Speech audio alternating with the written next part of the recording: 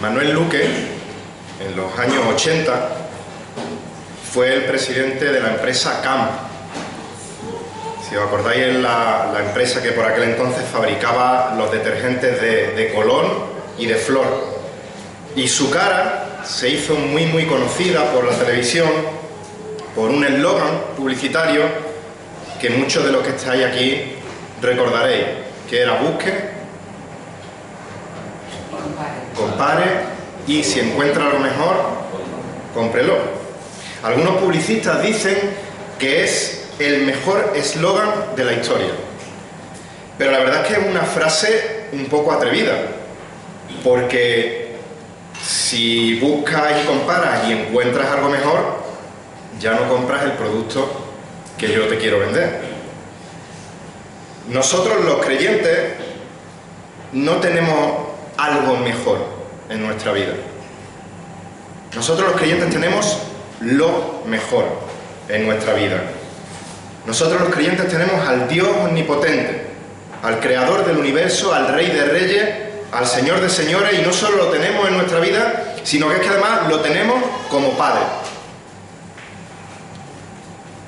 Somos ni más ni menos que hijos de Dios.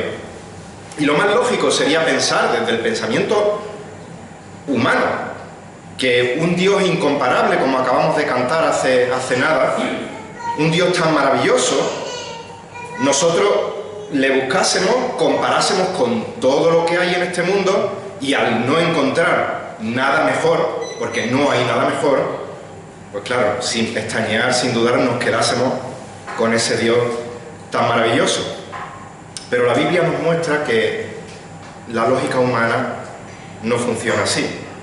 La Biblia nos demuestra que el ser humano está contaminado desde su nacimiento por el pecado, lo cual hace totalmente imposible que por nosotros mismos busquemos a Dios, ya que nuestros ojos están cegados absolutamente por el pecado. Y no solo no somos capaces de buscar a Dios, sino que es que no queremos buscar a Dios. Si me acompañáis a Romanos capítulo 3, seguimos estudiando esta carta a los romanos. Romanos capítulo 3, aunque veremos solo un versículo en esta mañana, pero para poner en contexto lo que estamos viendo, vamos a leer del 9 al 20. Romanos capítulo 3, versículos del 9 al 20, recordaremos un poquito también lo que hemos visto en la anterior ocasión para ponernos en contexto. Y dice el apóstol Pablo, movido por el Espíritu Santo, escribe versículo 9, Romanos capítulo 3: ¿entonces qué? ¿Somos nosotros mejores que ellos? De ninguna manera, porque ya hemos denunciado que tanto judíos como griegos están todos bajo pecado. Como está escrito: no hay justo ni aun uno, no hay quien entienda, no hay quien busque a Dios, todos se han desviado, a unas se hicieron inútiles, no hay quien haga lo bueno, no hay ni siquiera uno. Versículo 13: sepulcro abierto es su garganta, engañan de continuo con su lengua, veneno de serpientes hay bajo sus labios, llena está su boca de maldición y amargura, sus pies son veloces para derramar sangre, destrucción y miseria hay en sus caminos, y la senda de paz no han conocido. Versículo 18: no hay temor de Dios delante de su ojo. Ahora bien, sabemos que cuanto dice la ley, lo dice a los que están bajo la ley, para que toda boca se calle y todo el mundo sea hecho responsable ante Dios, porque por las obras de la ley ningún ser humano será justificado delante de él, pues por medio de la ley viene el conocimiento del pecado. Hasta aquí la palabra del Señor. En esta última ocasión que hemos estado estudiando este texto de Romanos, estábamos viendo 5 aspectos de la pecaminosidad humana que nos mueven a glorificar a Dios por una salvación tan grande. Y en primer lugar veíamos uno de estos aspectos de mostrarnos nuestra pecaminosidad, que nos lleva a dar gracias a Dios, a glorificar a Dios por habernos salvado a pesar de esta pecaminosidad. Veíamos que el pecado, en el versículo 9, ha esclavizado a toda la humanidad. Y el apóstol Pablo, utilizando un lenguaje del ámbito judicial, del ámbito legal, decía que ya hemos denunciado que tanto judíos como griegos, es decir, todo el mundo, están bajo pecado. Y veíamos que este bajo, en el original, esta preposición, no significaba simplemente estar debajo de algo o debajo de alguien, sino que en el texto original su significado era mucho más fuerte. Este jupo, este bajo, significaba estar bajo el dominio completo de algo o de alguien. Estar bajo la autoridad de algo o de alguien. Y en este caso, el ser humano está bajo el dominio completo, bajo la autoridad completa del pecado. El segundo de los aspectos que veíamos de esta pecaminosidad humana que nos movían a glorificar a Dios por esta salvación tan grande, lo veíamos en los versículos 10 y 12, y es que el pecado contamina nuestra naturaleza. Pablo sentaba a la humanidad en el banquillo de los acusados y nos decía que todos estábamos acusados de ser pecadores, y empezaba a introducir ahora una serie de cargos que había en nuestra contra. ¿Y cómo lo hacía? Recurriendo al Antiguo Testamento. Estos cargos no se los había inventado él, sino que recurría a la palabra de Dios, y no solo a la palabra de Dios, sino a la palabra de Dios que los judíos, que era la mayoría de la audiencia, conocían al dedillo, de manera que no podían reprochar nada de lo que estaba diciendo el apóstol Pablo, porque era la ley que ellos conocían. Y entonces Pablo dice: escrito está. No podéis excusaros, judíos que me estáis escuchando, porque lo que os voy a decir a continuación es lo que vosotros conocéis, lo que está escrito, los textos de vuestra ley. Por tanto, tienen la autoridad de Dios. Escrito está. Y en primer lugar veíamos que el pecado contaminaba nuestra naturaleza de manera que no hay justo ni aún uno. Y esto significaba que no hay ningún ser humano que cumpliese a perfección la justicia que Dios demanda, el estándar de justicia moral que Dios demanda. ¿Cuál era el estándar? Pues la perfección moral que Dios tiene. De manera que ningún ser humano llega a cumplir esa justicia a perfección. Así que no hay justo ni a uno. En segundo lugar, el pecado contaminaba nuestra naturaleza de manera que, versículo 11, no hay quien entienda. El pecado ha entenebrecido nuestro entendimiento, de manera que las verdades espirituales de la palabra de Dios no podemos entenderlas por medio de la sabiduría humana. Recordar 1 Corintios 2:14 que el hombre natural no percibe las cosas que son del Espíritu de Dios, porque para él son locura, y dice, y no las puede entender porque se han de discernir espiritualmente. Y allí nos quedamos, y después de recordar muy por encima lo que vimos en la última ocasión, para refrescar el contexto del texto en el que nos encontramos, vemos en tercer lugar, o vamos a ver en tercer lugar, que el pecado contamina nuestra naturaleza de manera que no hay quien busque a Dios, segunda parte del versículo 11. Y de la misma manera que vimos que no hay justo ni aun uno, no desde el punto de vista de la justicia humana, sino desde el estándar de rectitud moral de Dios, que no hay quien entienda, no desde el punto de vista del entendimiento humano. Vimos que hay grandes mentes pensantes en campos científicos, en biología, matemáticas, y hay avances en medicina. Ese entendimiento humano sí, pero no hay entendimiento desde el punto de vista de las verdades espirituales. Pablo acusa de que no hay quien busque a Dios en cuanto a cómo Dios quiere que Él sea buscado. Porque si miramos desde el punto de vista humano y vemos el amplio abanico de religiones alrededor de la tierra, que dicen adorar a Dios, dicen adorar a Jesús, dicen adorar a cualquier otra divinidad, cuando alguien nos comenta, yo soy cristiano, pero a mi manera, o yo no soy cristiano, pero sé que hay un ser superior y yo tengo una relación con Él. No caigamos en el error de que, bueno, están buscando a Dios pero equivocadamente, y hay que explicarle cómo esa búsqueda que, bueno, ¿vale? Vamos a orientarla un poco. Sino que eso está demostrando que no hay quien busque a Dios. El ser humano ha creado y sigue creando distintas religiones no para buscar a Dios, aunque lo pueda hacer desacertadamente, sino para alejarse lo máximo posible de Dios y crearse un diosecillo a su imagen y semejanza para cubrir sus intereses o para acallar su conciencia. Pero ya vimos en el capítulo 1 de Romanos cómo Dios ha dado suficientes señales en su revelación natural, en su creación, como para saber que Él existe. Y con esa conciencia de que Él existe, el ser humano tenga suficiente información como para que Él busque más a ese Dios y tener un mejor conocimiento de Él. Pero ¿cuál es la respuesta del ser humano al ver la revelación natural que demuestra claramente que Dios existe y demuestra claramente que los ateos no existen? Porque es un conocimiento suficiente de Dios. Retienen con injusticia una verdad evidente. Recordad Romanos capítulo 1, versículos 18 al 23, si queréis acompañarme. Romanos capítulo 1, 18 al 23.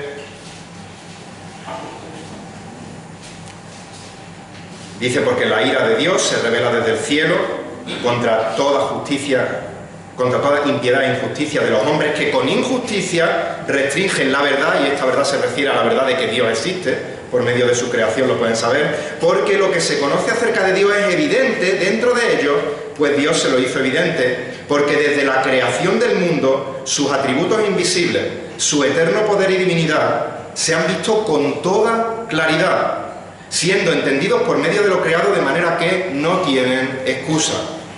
Pues aunque conocían a Dios, no le honraron como Dios ni le dieron gracia, sino que se hicieron vanos en sus razonamientos, su necio corazón fue entenebrecido, profesando ser sabios se volvieron necios.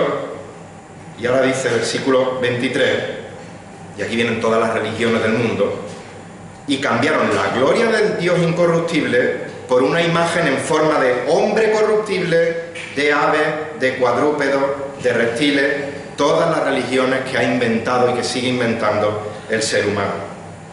Incluso aunque muchas de estas religiones abanderen el nombre de Jehová, abanderen el nombre de Dios, o de solo Jesús, o del Espíritu Santo en su carta de presentación, lo único que son es creaciones idolátricas, que tienen el objetivo de huir de Dios lo más lejos posible, creando un sistema religioso al gusto del consumidor.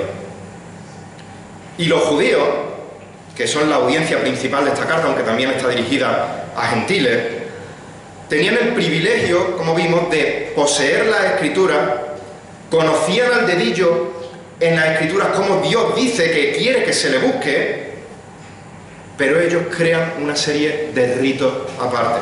Ellos crean una serie de tradiciones humanas que ponen al mismo nivel o por encima del nivel de la palabra de Dios. Y cuando viene el Mesías al mundo, exactamente como decía la palabra que iba a venir al mundo, exactamente como los judíos conocían que iba a venir el Mesías al mundo, cubriendo al dedillo todas las profecías, dice Juan 3:19 que cuando la luz vino al mundo, los hombres amaron más a las tinieblas que a la luz. Y un claro ejemplo de que las religiones de este mundo no buscan a Dios lo vemos en la parábola del publicano y del fariseo, de este fariseo y de este recaudador de impuestos. Lucas capítulo 18, versículos 9 y 10. Dice esta parábola, refirió esta parábola a, ¿qué audiencia dice? A unos que confiaban en sí mismos como justos y despreciaban a los demás. Y la parábola dice así: dos hombres subieron al templo a orar. Uno era fariseo y el otro recaudador de impuestos.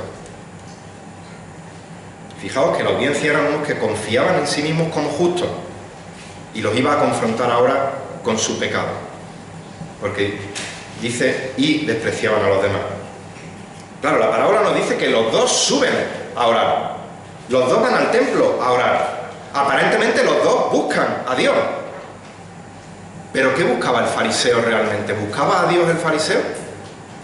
Sigue diciendo el versículo 11 que el fariseo, puesto en pie, oraba consigo mismo, no con Dios.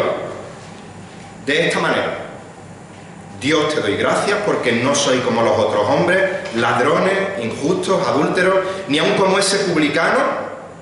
Yo ayuno 2 veces a la semana, doy diezmos de todo lo que gano.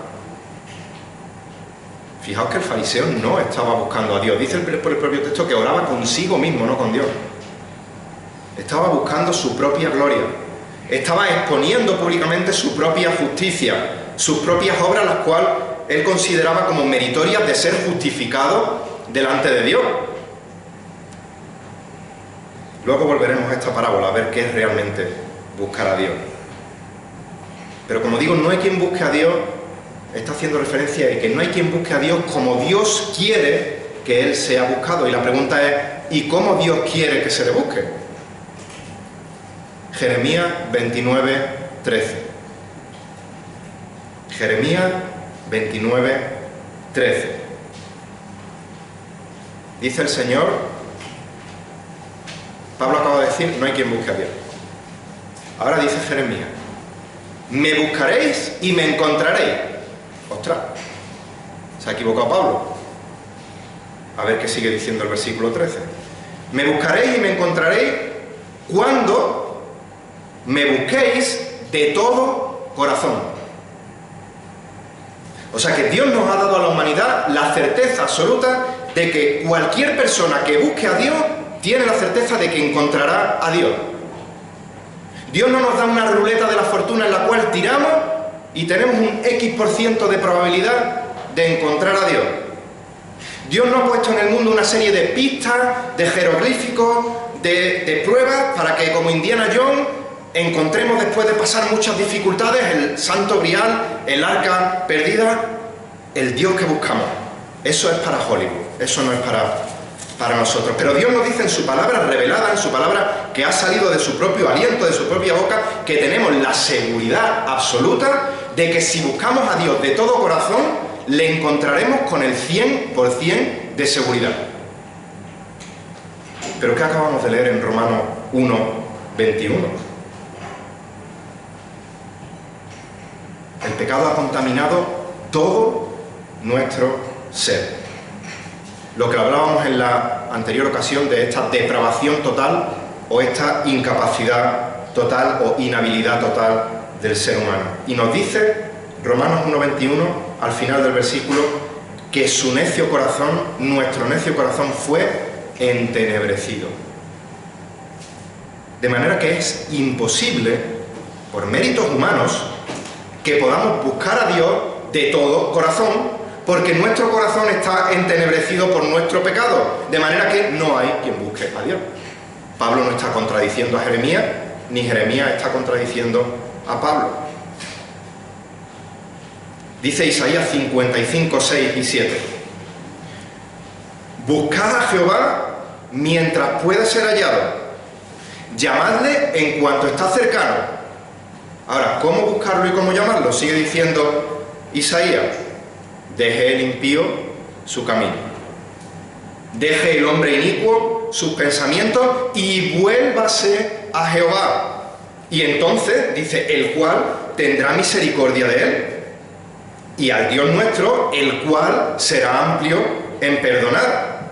Dios nos vuelve a decir cómo hay que buscarle, cómo encontrarle, dejando nuestro camino impío, volviéndonos a Él amparados en su misericordia, o lo que es lo mismo, en arrepentimiento y fe. ¿Qué dice Filipenses 2:21? Después de que nos diga que dejemos nuestro impío camino y le busquemos a Él en arrepentimiento y fe. Dice que todos, Filipenses 2:21, buscan sus propios intereses, no los de Cristo Jesús. Y es por ello que no hay quien busque a Dios. ¿Recordáis hace poco cuando estábamos estudiando el jueves Santiago y veíamos a Adán y Eva? ¿Qué pasó con Adán y Eva allí en el Edén en la caída? Ellos pecan y en lugar de dejar su camino impío y volverse a Jehová, ¿qué hacen? Se esconden de la presencia de Jehová entre los árboles del huerto, Génesis 3:8. ¿Y qué pasa cuando Dios, en vez de fulminarlos inmediatamente y condenarlos por su pecado de desobediencia, les da la oportunidad de confesar su pecado y volverse a Él y arrepentirse? Dios le pregunta a Adán en Génesis 3:11, ¿quién te ha hecho saber que estabas desnudo? Es que Dios no lo sabía. ¿Has comido del árbol del cual te mandé que no comiera? Es que Dios no lo sabía. Pero como vimos, Dios le está dando la oportunidad de que Adán en ese momento se arrepienta de su pecado y confiese, sí, he comido. A Eva le pregunta 2 versículos después, en el versículo 13, ¿qué es lo que has hecho? Pero ni Adán ni Eva buscan a Dios, se arrepienten en fe y vuelven a Él, sino que Adán directamente le dice: la mujer que tú me has dado, la culpa de la mujer, pero indirectamente la culpa es tuya, la mujer que tú me has dado. ¿Y Eva qué hace? La serpiente. Desde la caída en el Edén no hay quien busque a Dios. La cuestión es, si no hay quien busque a Dios, y la Biblia es clara en esto, la humanidad está en un serio problema, ya que sin Dios en nuestra vida, el juicio justo de Dios está sobre nosotros y la condenación en el infierno es segura con una probabilidad de un 100%.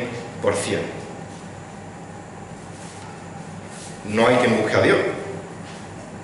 De manera que no podemos decir, bueno, como Dios es eterno, que lo es, Dios es omnisciente, sabe todas las cosas, Él desde la eternidad pasada, como para Él el tiempo no existe, sino que vive en un eterno presente, Él sabe lo que sucederá en nuestro futuro, pues Él vio que yo en algún momento busqué a Dios y entonces por eso Él me eligió desde antes de la fundación del mundo, porque Él ya había visto que yo no hay quien busque a Dios.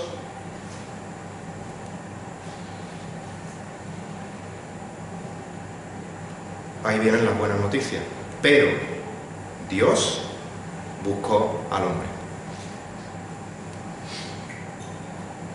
Dios, movido únicamente por su gracia, únicamente por su misericordia, únicamente por su soberana voluntad y no por nada bueno que pudiera ver en nosotros meritorio de la salvación, Él decide buscar al hombre.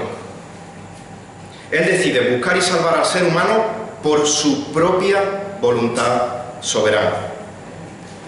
Vamos a Efesios capítulo 1.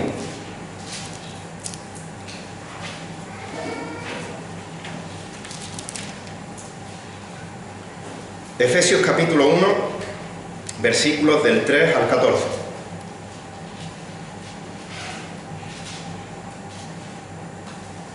En los cuales el apóstol Pablo nos está hablando de los beneficios que tiene esta salvación tan grande que Dios nos ha dado. Dice el apóstol Pablo, Efesios capítulo 1, versículo 3: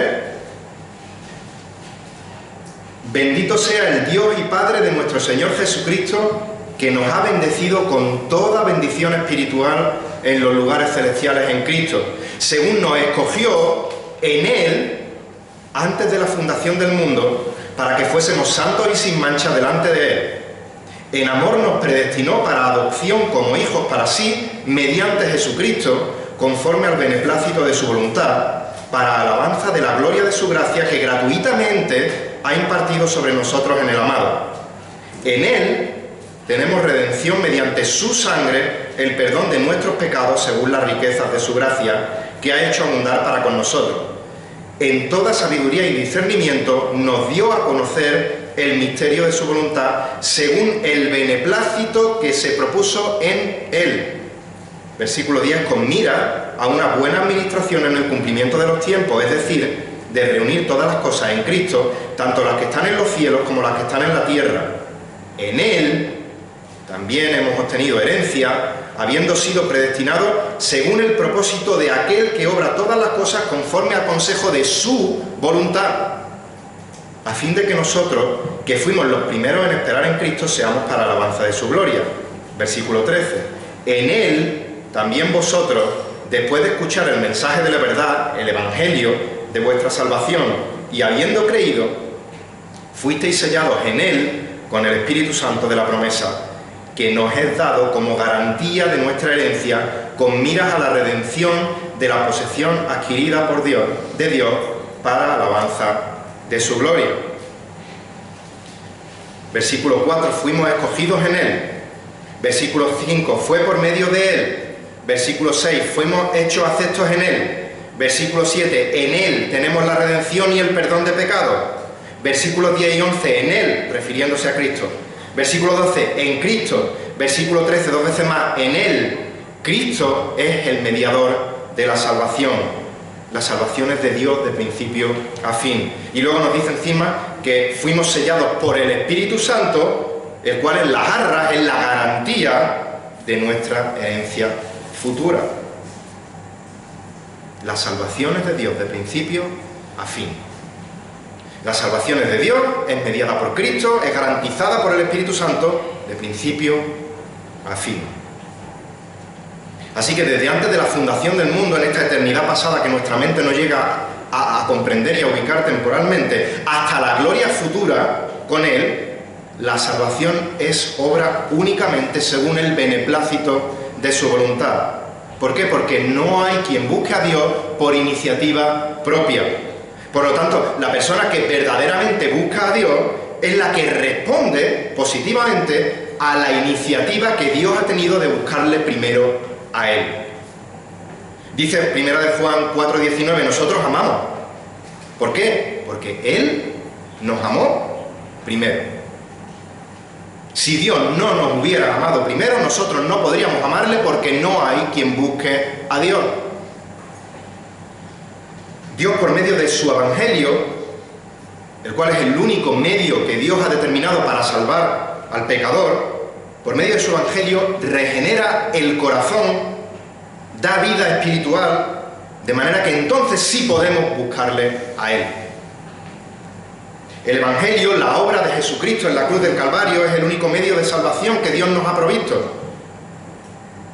Y la única diferencia entre el Antiguo Testamento y el Nuevo Testamento en cuanto a la salvación es que antes que el Señor Jesucristo entregase su vida en la cruz del Calvario, los creyentes creían que, los creyentes se salvaban arrepentidos en la esperanza de la obra del Mesías que había de venir, por la fe en la promesa del Mesías Salvador que habría de venir.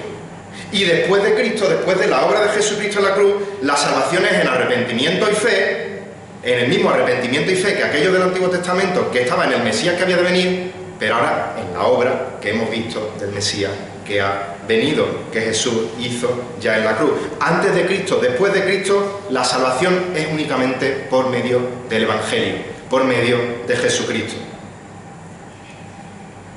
Ya hemos visto que salvación es arrepentimiento y fe.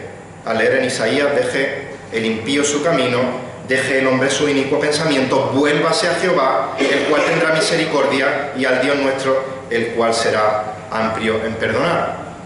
Y esto lo vemos en la segunda parte de la parábola del fariseo y el recaudador de impuestos, del fariseo y el publicano. Volvamos a Lucas 18.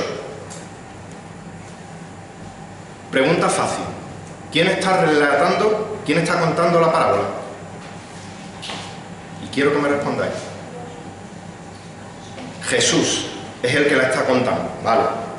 Por tanto, este publicano, este recaudador de impuestos, se encontraba en la misma situación que todos los del Antiguo Testamento, porque aún no había sido hecha la obra de la cruz. ¿Y qué nos dice el texto? Mas el publicano, versículo 13, estando lejos, no quería ni aún alzar los ojos, sino que se golpeaba el pecho diciendo: Dios, sé propicio, esta palabra es clave, sé propicio a mí, pecador. Como digo, la Biblia no usa las palabras porque sí. Dios ha puesto cada palabra donde Él ha querido, como Él ha querido, y el publicano dice: sé propicio a mí, pecador. Y como sabéis, la propiciación es el resultado de la expiación del pecado del creyente en la cruz del Calvario. El pago que Cristo hizo por mis pecados mediante el derramamiento de su sangre en la cruz. Esto hizo que Dios aplacara su ira que había en mi contra y la descargara sobre Jesucristo, sobre su Hijo amado. De manera que ahora la justicia perfecta de Cristo es imputada en mi persona. No es que yo sea justo, sino que yo soy declarado justo a través de la justicia perfecta de Dios, y mi relación con Dios es restaurada de nuevo. Así que el publicano, al reconocerse pecador, está reconociendo: merezco el castigo de Dios. Así que no tengo nada que hacer, solo puedo rogar: Dios, sé propicio a mí. No hay nada en mí merecedor de esa propiciación. Así que lo único que descanso es en tu gracia y en tu misericordia para recibir aquella reconciliación con el Padre por medio de ti. Esa es la forma en la que Dios quiere que le busquemos. ¿Cómo podemos afirmar que esto es verdad? porque yo soy muy listo y os lo estoy contando, no, porque lo dice la palabra. Si seguimos leyendo, dice el Señor Jesús: os digo que este recaudador de impuestos, este publicano, descendió a su casa como justificado antes que el otro.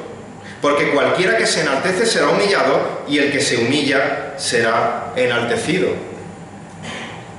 El Señor Jesús dice en Juan capítulo 6, versículo 37, Juan 6, 37, todo lo que el Padre me da vendrá a mí, y el que viene a mí, de ningún modo lo echaré fuera. Versículo 44, nadie puede venir a mí si no lo trae el Padre que me envió, y yo lo resucitaré hasta el día final. Así que no podemos ir a Cristo, no podemos buscar a Dios si el Padre no nos da primero al Hijo, si el Padre no nos envía primero. ¿Por qué? Porque no hay quien busque a Dios, ya que estamos muertos espiritualmente. Ya Juan Pablo nos comentaba de esto el jueves pasado. Efesios 2:1, Él os dio vida a vosotros que estabais muertos en vuestros delitos y pecados. Y por mucho que le gritemos a un muerto, a un cadáver, implorándole, gritándole, dejándonos la garganta, busca a Dios, aunque le golpeemos violentamente para que nos haga caso, jamás nos va a dar respuesta. ¿Por qué? Porque está muerto. Así que Dios nos tiene que buscar primero. Dios nos da vida espiritual primero, y Él nos dio vida a nosotros que estábamos muertos en nuestros delitos y pecados. Y cuando nos dio vida, entonces podemos buscarle, y entonces podemos ir a Cristo. Lucas 19:10 dice que el Hijo del Hombre ha venido a buscar, Él nos buscó primero, a buscar y a salvar lo que se había perdido. Dios tuvo que buscar a Adán y a Eva. ¿Por qué? Porque se escondieron de Dios, porque no le buscaron. Dice Josué 24, del 1 al 3. Si queréis ir buscándolo, Josué 24, versículos 1 al 3.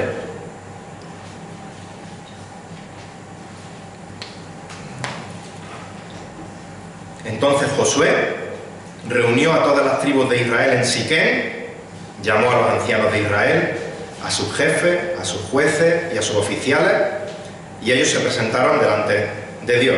Y Josué dijo a todo el pueblo: así dice el Señor Dios de Israel, al otro lado del río habitaban antiguamente vuestros padres, es decir, Taré, padre de Abraham y de Nacor. ¿Y qué hacían ellos? Taré, Abraham y Nacor. Y servían a otros dioses. Entonces tomé a vuestro padre Abraham del otro lado del río y lo guié por toda la tierra de Canaán. Multipliqué su descendencia y le di a Isaac. Nehemías 9:7 dice: tú eres el Señor Dios que escogiste a Abraham y los sacaste de Ur de los caldeos y le diste por nombre Abraham.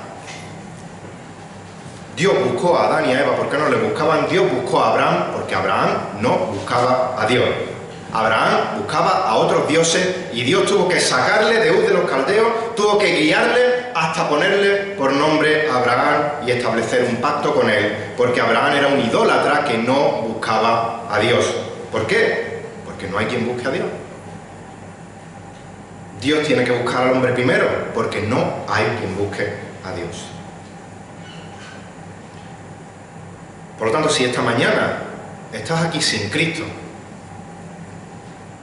si sigues siendo esclavo o esclava del pecado, estás bajo ese dominio, bajo esa autoridad total del pecado, que sepas que Dios te está buscando, que Dios te está llamando por medio de su palabra. Como aquel publicano te está diciendo que te reconozcas a ti mismo como pecador o como pecadora, que estás en bancarrota espiritual, que no tienes nada que ofrecerle a Dios para que Dios te salve, que eres un pecador indigno, y te está diciendo que te ampares en su gracia,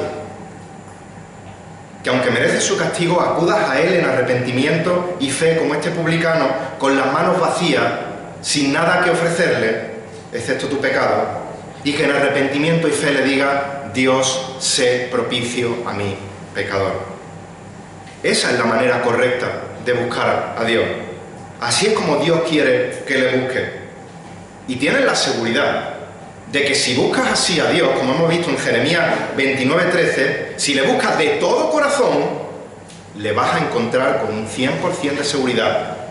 Y Dios gustosamente te salvará y te adoptará como un hijo suyo.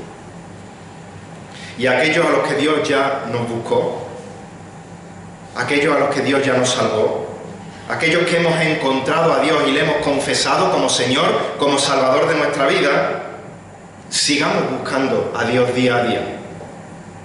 Que nuestra relación con Dios sea como la de David en el Salmo 16, versículo 8. Al Señor he puesto continuamente delante de mí, porque está a mi diestra, permaneceré firme. Que nuestra prioridad en la vida sea buscar primero el reino de Dios y su justicia. Que obedecer la palabra de Dios y vivir una vida para la gloria de Dios sea para nosotros tan vital como el respirar. Que alimentarnos de la palabra de Dios sea algo tan vital como el comer. Y cuando nos alimentemos de la palabra de Dios, cuando nuestra relación día a día con Dios sea cada vez más profunda, nos daremos cuenta de lo terrible que es el pecado en la humanidad. Y estos aspectos de la pecaminosidad humana nos van a llevar, nos van a mover a glorificar a Dios por una salvación tan grande. Que el Señor bendiga su palabra y a Él sea la gloria. Señor, te damos gracias porque no podíamos buscarte de ninguna de las maneras, Señor. Nacemos, somos concebidos, muertos espiritualmente en nuestros delitos y pecados. No merecemos absolutamente nada de tu parte, salvo la justa condenación en el infierno, Señor. Pero tú, en el ejercicio de tu voluntad, Señor, por tu soberanía, por tu gracia, por tu misericordia, nos has provisto de una salvación totalmente inmerecida, Señor, gratis para nosotros, pero al altísimo coste de la preciosa sangre de tu Hijo derramada en la cruz del Calvario, Padre. Gracias por la vida de Jesús, porque es el único ser humano que cumplió a perfección tu estándar de moralidad, Señor, siendo 100% Dios, pero también siendo 100% hombre. Él vivió la vida perfecta que nosotros debíamos de vivir y no lo hicimos, y Él murió la muerte que nosotros merecíamos morir, pero Él la murió en nuestro lugar, Señor. Gracias por su sacrificio, gracias por su perdón, gracias porque tú al tercer día le levantaste de entre la muerte con poder, Señor, y ahora le has exaltado, Señor, sobre todo nombre, Señor, para que algún día toda rodilla, toda lengua confiese su nombre, Señor, y le reconozca como Señor, y a algunos, pues, gracias porque también le podemos reconocer como Salvador, y a otros no les quedará más remedio que ir a la condenación doblando sus rodillas y reconociendo que tu Hijo es el Rey de Reyes y el Señor de Señores, Señor. Te ruego que tu Evangelio predicado en esta mañana cale hondo en los corazones de todos los que oigan, Señor, que le des vida a aquellos corazones que están muertos espiritualmente y puedan acudir por fe, Señor, y arrepentidos a tu presencia, Señor, y que tú añadas a tu iglesia cada día a aquellos que han de ser salvos, Señor. Y a los que nos has salvado, Padre, perdónanos por nuestras faltas, Señor, y sigue perfeccionándonos para que podamos ser instrumentos útiles en tus manos, Señor. Bendice a esta iglesia, Señor, bendice a cada hermano, Señor, que podamos ser luz en el sitio que tú nos has puesto, Señor, y que todo lo que hagamos lo hagamos para tu gloria. Esto oramos y te damos las gracias en el nombre y por los méritos de tu Hijo Jesucristo. Amén.